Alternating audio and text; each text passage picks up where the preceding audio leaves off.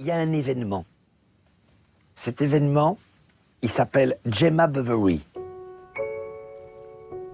L'état dans lequel m'a mis cette femme est unique. Cette femme est une promesse. C'est une promesse qui est à la hauteur de tout ce que vous avez de plus génial dans votre désir. C'est une femme qui va vous mettre dans un état, mais je vous dis, c'est hallucinant. Bombe atomique. Et je peux vous dire que j'en ai eu dans les mains, des bombes. Mais là, on est au-delà. Gemma Bovary, c'est le nouveau film d'Anne Fontaine avec un de ses acteurs fétiches, Fabrice Lucchini. Gemma Bovary, c'est une histoire qui fait un peu écho à Madame Bovary. Et quand le cinéma rejoint Flaubert, normal que Fabrice Lucchini soit de la partie. Face à lui, une jeune actrice anglaise au charme dévastateur, Gemma Arterton. Dans un second rôle, Elsa Zilberstein y va de son meilleur accent anglais. Gemma Bovary, incontestablement le film le plus sensuel de la rentrée, était présenté au Festival du film d'Angoulême fin août. J'en ai profité pour rencontrer Anne Fontaine, Elsa Zilberstein, Gemma Arterton et le phénoménal Fabrice Lucchini.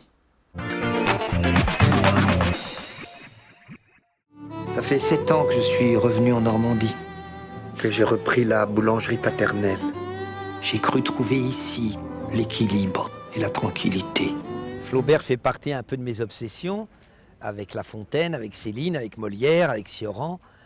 Et j'ai la chance, avec les films, depuis quelques années, d'avoir, depuis Alceste, depuis Dans la maison, Gemma Bovary, j'ai la chance d'avoir des propositions qui sont des résonances à mon travail que je fais sur la littérature. Vous êtes anglais? Yeah. I am your voisin. And this is Gemma Bovary and husband Charlie. Oh, this is France, Charlie. C'était un peu compliqué au début parce que je parlais pas beaucoup de français. Mais en même temps, quand on jouait ensemble, ça crée un truc. Je sais pas, je l'ai regardé très intensement. Et pour lui, ça donne l'air que j'étais très intéressée dans lui. Mais en fait, non, j'ai concentré de comprendre. Et ça, c'est un truc dans le film qui est intéressant. L'équilibre et la tranquillité, c'est raté.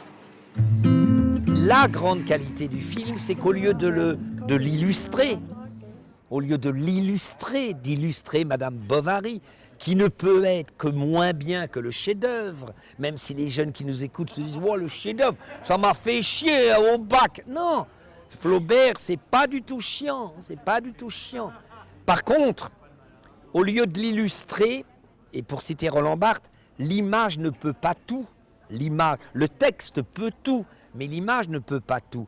Et en faisant ce couple d'un ancien éditeur qui est un spécialiste de Flaubert en fin de piste, qui voit cette meuf dans la campagne, qui lui fait un petit signe dans lequel il n'y a rien de son côté de la nana. Elle lui dit bonjour. Pour lui, pour elle, c'est un vieux bonhomme un peu dépressif. Et que dans ce visage, le gros plan sur mon personnage, où mon personnage dit, à travers ce geste simple, 15 ans de tranquillité sexuelle allaient s'abolir. Bon, c'est ça le film. Il y a des Anglais. Devinez comment ils s'appellent? James Bond, McDonald's. Bovary. En fait, j'ai vu quelques films avec lui avant, mais je ne savais pas le nom. Ah oui, c'est lui. Mais je ne savais pas qu'il était un grand star.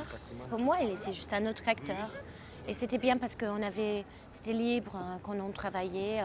Tu pouvais être qui je suis. Et c'était très bien passé avec lui. J'aimais bien de travailler avec lui. En une seconde, avec ce petit geste insignifiant. C'est quand même un événement, cette personne qui s'appelle Gemma Arterton. C'est quand même un film où la jubilation est tellement puissante et la source de cette jubilation, c'est le talent avec lequel Anne a filmé ce couple. Et quand je dis que c'est plus qu'une femme, Gemma, c'est un événement. Et c'est en parlant avec Isabelle Huppert, qu'il avait vu, qu'il rencontrait à Marrakech, au festival de Marrakech, qui me dit « mais il y a une fille exceptionnelle, elle dégage ». Et quand c'est une actrice comme Isabelle qui parle d'une autre actrice, c'est quand même quelque chose de très... C'était très, très, très fulgurant la façon dont elle en parlait. Et elle a ouvert la porte du bureau donc, où j'ai été la rencontrer à Londres, et en 1 seconde et demie, parce que c'est ça le charisme absolu, elle était irrésistible. Lui s'appelle Charles et elle, Gemma. Ils ici en Normandie, la même où Flaubert a écrit son chef-d'œuvre. Ça faisait longtemps qu'avec Anne, on avait envie de tourner ensemble et qu'on se croisait, qu'on se reniflait comme ça. Et elle me dit, voilà, c'est un second rôle, mais est-ce que tu accepterais? J'ai dit, mais évidemment, c'est un apéritif en attendant de faire un premier rôle ensemble.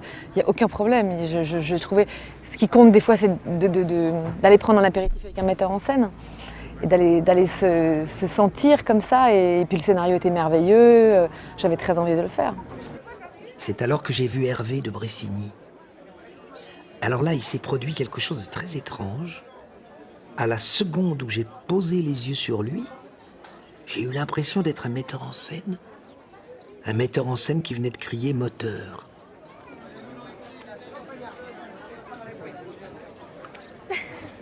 Comment ça va depuis l'autre jour?